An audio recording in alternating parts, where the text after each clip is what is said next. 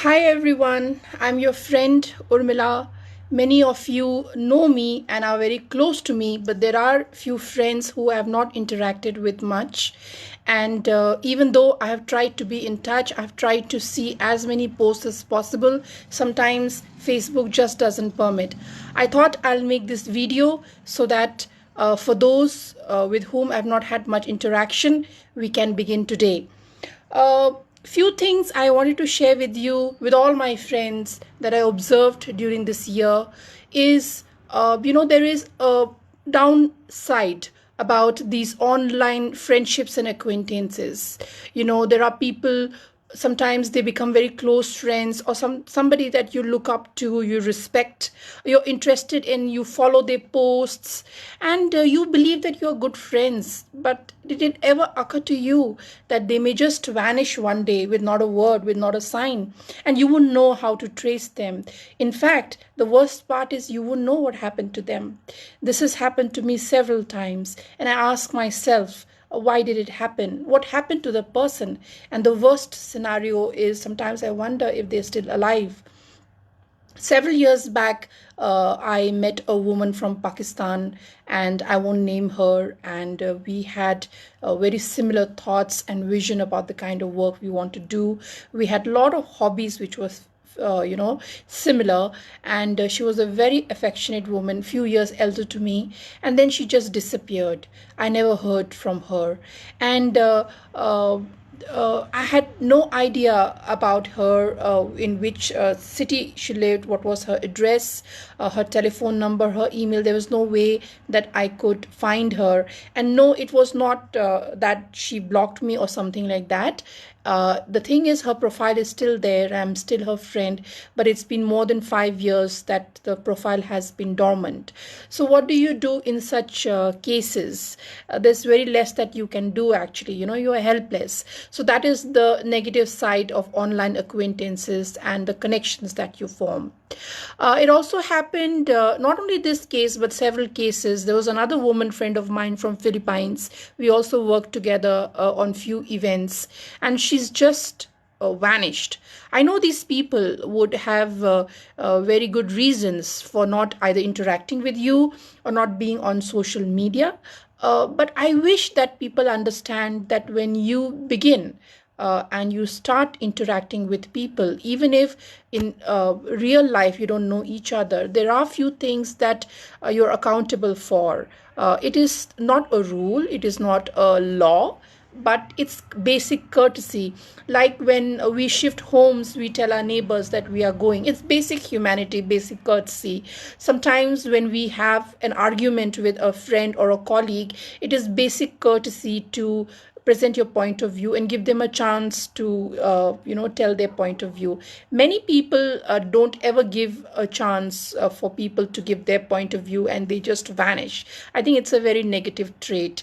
So I wanted to share this because I experienced this particular thing, and it was on my mind. I don't want to be a person who is just a number or is just in a corner of your Facebook. There are so many things that we can share, learn from each other, laugh about. Maybe we have common hobbies. So today I decided that it's not going to be about work, but it's going to be about the person that we are, and our personal side, and how we can connect. So let us connect, let us interact with each other, get to know each other. In a nutshell, I'm a big foodie, I'm a social worker, an entrepreneur and journalist by profession. But keeping that aside, I'm a big foodie. I love food, tasting different kind of food. Sometimes it is funny because people like good food, but then for me there is no good food and bad food. When people say that this particular food is not good, I even find that tasty. So I don't know if it is a foodie or a glutton, but yeah, I'm in that particular zone. I love making food, I love knitting, and creating creative things. I love art, though I don't do much of it. Recently, I opened a page based on my knitting, and I made a new friend from Italy. She's an architect, and like me, she loves knitting. And I found that just because we have common ground, we've become such good friends. And every day I look up, you look forward to interacting with her, and it's a friendship day for me. I've made 2 3 good friends in the last 2 months, and I'm so happy about that. The second thing I want to share is toxicity and very critical people on social media. And at first you will respect them, at first you will really enjoy their point of view, and they write very well, they post great uh, composition, pictures and posts. You actually enjoy them, but then over time you find that their opinions are very harsh. Everything is black and white for them, right and wrong for them, good or bad for them. And they don't have that depth to accommodate different shades and varieties among people. So, these kind of people actually try to change your basic nature, and which is not good. I don't think I want that in my life. So, there are people who are going to make you think twice before you take your picture or post them. They're going to make it appear that make you feel guilty because you post your pictures and your videos about your life, about your home, about your hobbies. And they may call you different names, stereotype and categorize you.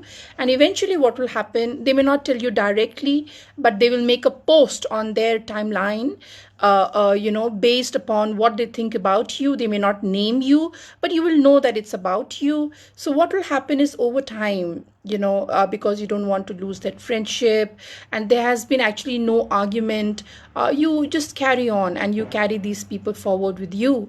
But over time you will find that you don't want you're scared to post pictures, you're scared to post your opinion, you're scared about making a statement, your opinion, because you're worried that these people are going to judge you, these people are going to write about you, and they're going to mock you, and behind your back they're going to talk about you. So gradually there is a tendency for you to change yourself. I dwelt upon it for really long, and I found that I don't want to change myself. This is what I am, and this gives me happiness. It may look frivolous to someone, it may not make sense to someone, but for me, from where I come, it's important. So I decided two things. Either I let them be in one corner of my social media and I don't change my natural behavior, or I declutter and remove these people from my friends list. There are many people who fall in that category, and they are the cause of people worried to be on social media, and inside they bury all their emotions and their problems, and they live in a facade, and they don't get a chance to talk about what is really worrying them. And these are the people who are responsible for that. So this is something that I observed and experienced this particular year. And I would love to hear about what you do with these people, and if there has been any incident in your life in recent past when it has happened to you, and what is the solution. So during the course of my Facebook Live, I hope you will ask questions in the comment box and I can answer them. These are very generic questions which happens to all of us. So, this is something that I really wanted to talk about. There's another thing which happened, and which is very serious. It has got great ramifications. We don't realize when people undergo depression, and when people feel lonely, and many times people end their lives. We often say that, this person could have spoken to us, could have asked help. Why did she not reach out? She had so many friends, she had us.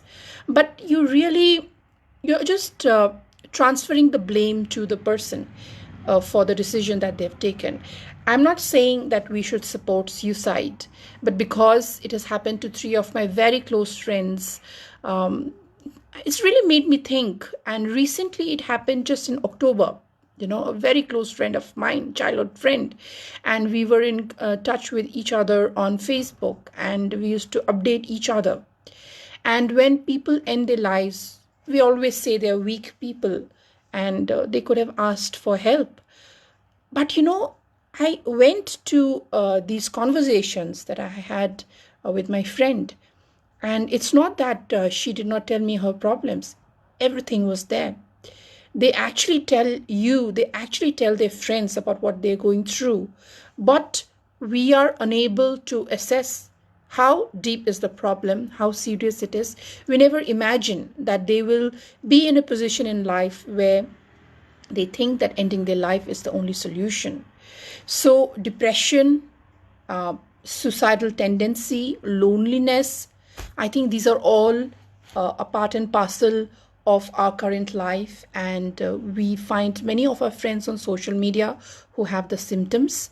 I think when I think about it, about what the solution is, I feel that we have to treat each message as serious, and we have to do more than just consoling on message. I think I should have called her friend, her family. I should have called her parents. I should have called somebody in her vicinity who could keep an eye on her. But I just took it as a message, like between friends we discuss, and I just laughed about it. And I told her that she will come out of it, things will work out. Maybe she's feeling low because of certain situations, but it'll change. That's about it. And after 8 months of that message, I got news about her passing away, and that she had committed suicide. So actually, when we say that a person who is committing suicide is actually a weak person, I feel that what is weak is her support system. A kind of blame all of us have to take who are in our lives of not having done enough. It is not a weak person, but it is a weak support system, a weak family, a weak friend circle, whatever. So yeah, this is something which is really important. I want to thank all of you on social media who have supported me for 8 years on Facebook. And I have run my initiative, Breaking the Silence, successfully. In fact, all the fundraising that I have done to help the poor, to help adolescent girls and women, to help frontline workers during COVID, all the support in terms of finances has come from social media, friends, 100%. So I really want to thank you for supporting me, for being my online family. And your likes, your comments, your shares, your encouragement means a lot to me. I am a single woman, a single mother. I live in a house with my daughter, and my family lives very far away from me, 2,700 kilometers from me, in another town called Imphal. So I'm running my life on my own. So when my friends on social media give me support, you will not believe the kind of impact it has in my happiness quotient, in my emotional strength, in the kind of the way I get up in the morning, the kind of positive thoughts I have. So it is all because of you. And I really want to thank you. And I hope you're blessed with good friends, people who are there for you, who support you and love you. And I hope that you are in great health and nothing untoward or bad ever happens to you. So I really want to thank you for being there in my life. And like I told you, this is a reason why we have to connect. We have to know each other, message to each other, be in conversation and be there for each other. Thank you for listening to me, and have a great festival season. Christmas is just around the corner. My favorite festival. There's only one festival that I celebrate in home, and that's Christmas. And I hope you have a great time and a great season with your loved ones. Thanks for watching.